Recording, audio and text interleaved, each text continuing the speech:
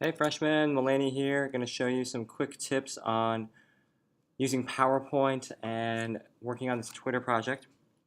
I'm not using that special microphone. I'm hoping the audio isn't terrible, but here we go.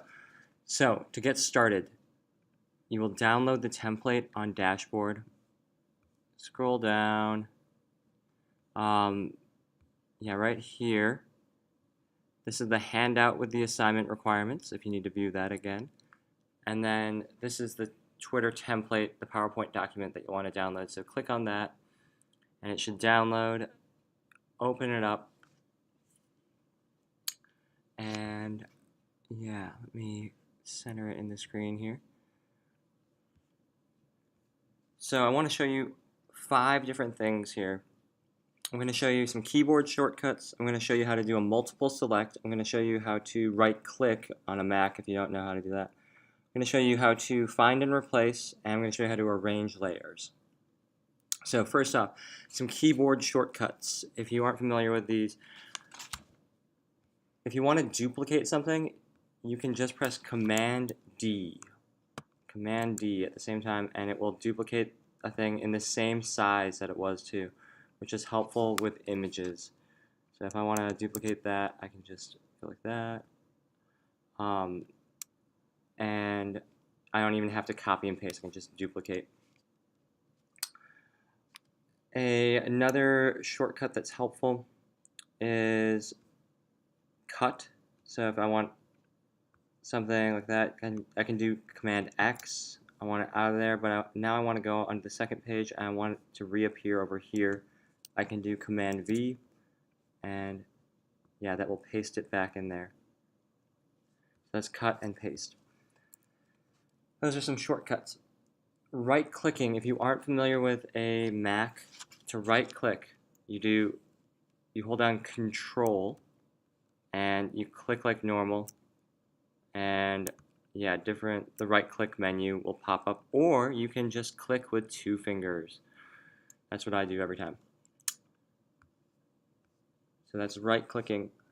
That will bring up things like change picture. That's the fastest way to change these pictures in here, I think, is to at least change one. So let's say I'm doing Jacob. I want to find a picture of Jacob. You don't have to cite any sources when it comes to images for this project. I'm going to do that. Let's get a picture of him wrestling with an angel. That's great. I'm going to save that image. I'm going to save it to my downloads. Now I want to change that picture to be right there. And it automatically finds the closest sizing depending on the file size and the dimensions of the picture. It will resize it to as close as possible with the thing that you're changing out with, which is really nice. So now I can just delete the old Shakespeare and Command D. It would be really nice if this were possible to do find and replace for like you do with text, like I'll show you in a second, but unfortunately you can only do that with text.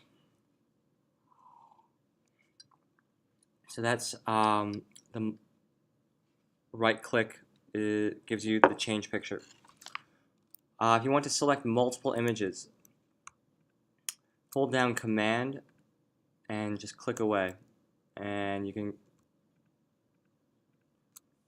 select multiple items at once by holding Command. And then if you want to delete all of them, you can. Next one is find and replace.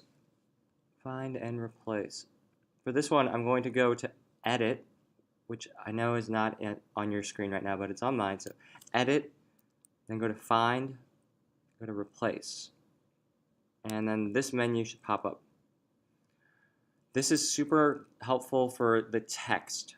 So like, for instance, I want it to say, instead of William Shakespeare, every time it says William Shakespeare, I want it to say Jacob. So I'm going to say replace all. And it just automatically goes through the document and replaces it. So I would use that to your advantage, like for wherever it says like Lord Chamberlain's Men or at Lord Seamen or at Willie Shakes, you can, if you find a pattern of things you want to replace, use find and replace. Arrange layers. Let's say you are you've got the background. You want to change out the background. So you go in there and you change the picture, and you want to make it. I don't know. So we got this picture of somebody's church. Yeah, that looks nice. But then let's say it gets messed up and suddenly it's on top and you want to figure out how to get it back behind all those images. You can go to Arrange, so it's at the top next to Format and between Format and Tools at the top menu. Arrange and you can't see it. It says Arrange Reorder Objects. Reorder Objects, and then this cool Minority Report like sci-fi screen will come up, and it will show you all the individual layers that you have of images, and you can move things around and restack the images to your liking, and then press OK in the corner when you're ready to have it be OK. All of these things are, you can do them in PowerPoint, the normal app, not PowerPoint Online. I cannot stress this enough. PowerPoint Online is really clunky, at least in my experience. You are free to use it, but I think you will find it more frustrating than helpful. So whenever possible, use normal PowerPoint, not on Safari, like just the actual PowerPoint app. And you can save to OneDrive by doing File, Save As, and Online Locations, and Add a Place, OneDrive, and then you can log into your OneDrive. So once again, that's File, Save As, and then it's right next to the file format. There's a button that says Online Locations. It's not coming up on your end, I don't think. I wish it were. Yeah, Online Locations, and then Add a Place right there, and then you can go to OneDrive, log in, and save it there. Then you can download it from OneDrive, or log into your OneDrive account next time you are on a different computer, for instance. Yeah, you can get into your account and get the same file and then resave it if necessary. Once you are all done, make sure it's in OneDrive. I'll show you how to submit it on Tuesday. All right.